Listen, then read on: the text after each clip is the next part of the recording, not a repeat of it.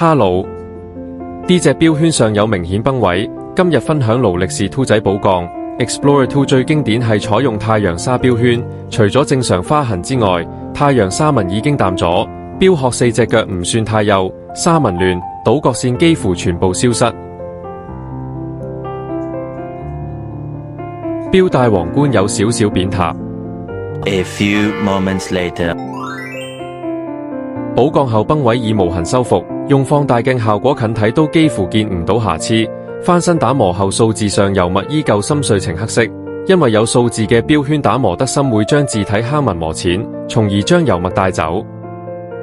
四角倒角線呈光亮銳利狀態，從標圈底部延伸到四腳末端，腳位沙紋對稱，四腳粗幼度一致，拋光位保持與原裝打磨近似，唔會導致標殼變圓潤。標帶沙紋垂直利落，唔會蒙。